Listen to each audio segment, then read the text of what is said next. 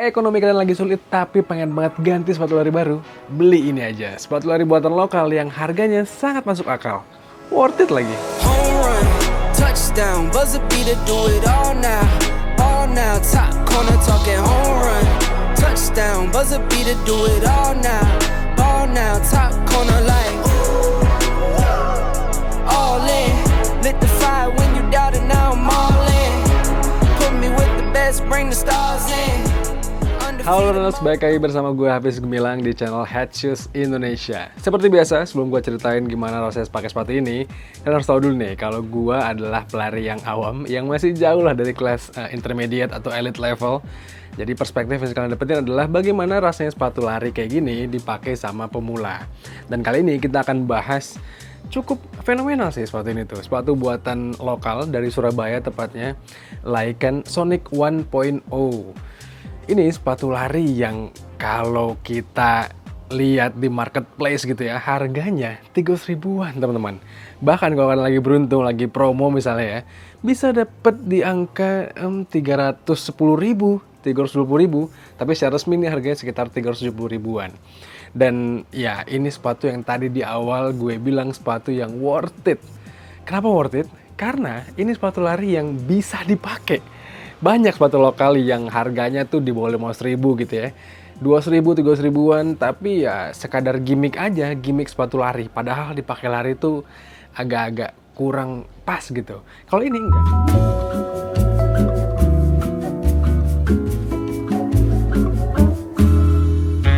Tapi sebelum kita bahas gimana performanya, mari kita bahas dulu dari detail desainnya. Ini kalau kalian pakai di jalanan terus bilang ke orang-orang kalau harganya 300 ribuan, mungkin banyak nggak percaya. Karena gue pun awalnya nggak percaya kalau ternyata kualitasnya baik teman-teman. Bisa dibilang di atas cukup lah, tapi memang nggak sangat-sangat gitu ya. Untuk harga 300 ribuan ini digarap dengan sangat serius. Setidaknya di bagian detail-detailnya itu nggak ada macam jahitan yang berlebih atau lem-leman yang nggak rapi gitu, enggak. Ini digarap dengan sangat serius. Bahkan untuk desainnya, ini gue pilih yang warna biru gitu ya. Di midsole-nya ada gradasi warna yang dipikirkan sangat matang. Ini tuh nggak mungkin brand yang ngedesain sepatu asal-asalan bikin gradasi kayak gini. Dan ya ini digarap finishingnya pun bagus. Jadi nggak norak kelihatannya. Kalau kita bahas satu-satu dari bagian uppernya, ini tuh sepatu ini terasa sangat-sangat breathable. Setidaknya material yang mereka pakai itu sangat baik, banyak ventilasi udaranya. Terus juga di bagian toe box-nya ini cukup lebar hitungannya. Setidaknya bagi gue yang kakinya wide gitu ya, kaki lebar, gak ada masalah pakai sepatu ini. Apalagi juga bahannya cukup fleksibel, cukup elastis, jadi bisa banget menyesuaikan. Tapi kekurangannya bahan kayak ini sayangnya agak kaku nih teman-teman. Jadi walaupun dia fleksibel, gimana ya bilangnya ya, fleksibel tapi kaku. Fleksibel itu dalam arti masih bisa agak expand sedikit, tapi kaku dalam arti dia nggak bisa mendekap dengan baik kaki kita. Jadi kalau kalian expect, biasa kan sepatu lari itu agak-agak mendekap kaki gitu ya, kalau ini enggak. Jadi kalau kalian mungkin perlu break in dulu pakai sepatu ini supaya bisa pas lah dudukannya.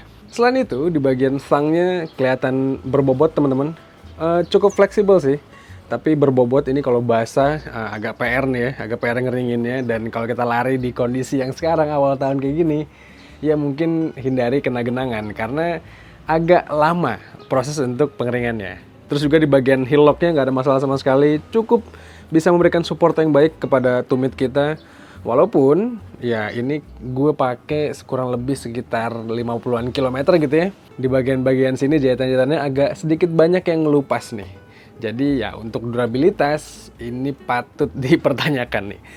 Lanjut kita bahas bagian midsole-nya. Ini midsole-nya cukup empuk teman-teman. Walaupun ya kelihatan desain itu agak mirip-mirip dengan beberapa sepatu dari Jepang sana gitu ya. Tapi ini bisa dinalakan kok. Jadi rasa empuknya ada, responnya ada dikit. Tapi nggak stabil-stabil amat gitu ya. Dan ya untuk kita pakai recovery run harusnya sih ini aman banget. Sementara di bagian outsole-nya ini grippy teman-teman. Mau dipakai lari pas lagi hujan-hujan kayak gini agak-agak gerimis gitu ya, mau dilewatin material yang agak-agak licin pun permukaannya ini bisa diandalkan karena grippy. Dan kalau kita beli dalam kondisi yang baru gitu ya, di box kita buka bahkan masih ada agak-agak tajam-tajam ini. Jadi kayak karetnya benar-benar masih raw. Mantap ya. Walaupun lagi-lagi secara durabilitas rasanya untuk sepatu harga 300 ribuan ini, ekspektasi gue ini kayaknya bisa lah dipakai sekitar 300-400 km.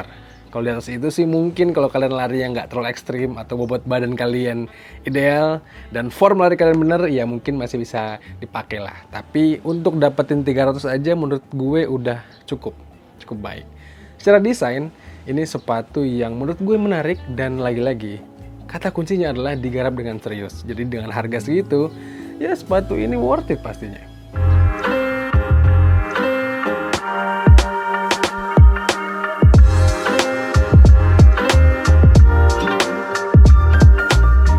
Gue tadi sempat menyinggung, ada beberapa sepatu lokal, produsen sepatu lokal gitu ya, yang buat sepatu lari dengan harga yang miring, tapi dengan teknologi yang sayang sekali nggak difokuskan untuk lari. Kerap kali asal ringan aja, asal empuk aja gitu ya. Kalau ini enggak teman-teman, dipakai lari setidaknya. Gue pakai sepatu ini tuh kurang lebih around 50 km gitu, tapi nggak pernah yang long run di atas 10 km. Sepatu ini tuh bisa banget diandalkan. Gue sering banget pakai untuk recovery run, untuk daily trainer pun pernah gue pakai setidaknya nge-gym, jadi lari dulu terus ke gym, atau dipakai lari di treadmill.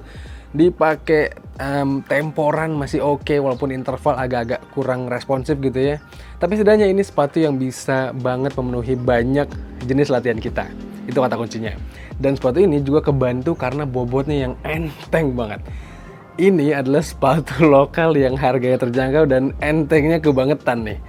Setidaknya sepatu ini bisa support kita kalau kita mau lari nyantai, mau lari di effort yang rendah, jadi cocok lah. Dan kalau kita mau mengejar personal best di race gitu ya, mau dibawa balap enak nggak bang? Ya kalau sepatu kayak gini sih kayaknya nggak akan bisa mensupport kalian memecahkan personal best, karena sepatu ini terlalu empuk, terlalu nyantai.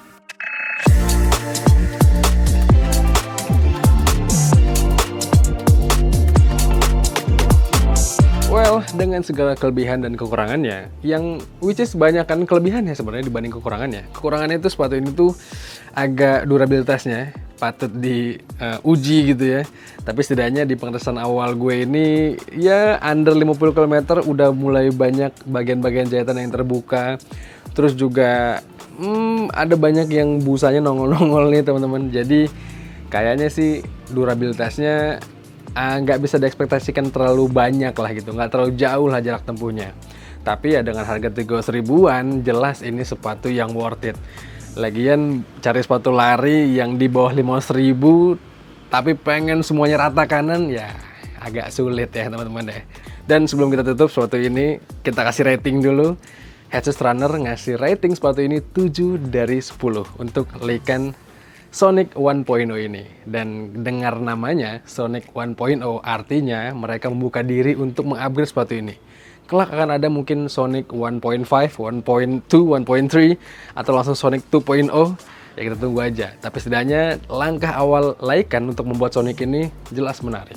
Menurut kami demikian teman-teman. Menurut kalian gimana? Apakah kalian udah pernah mencoba sepatu ini?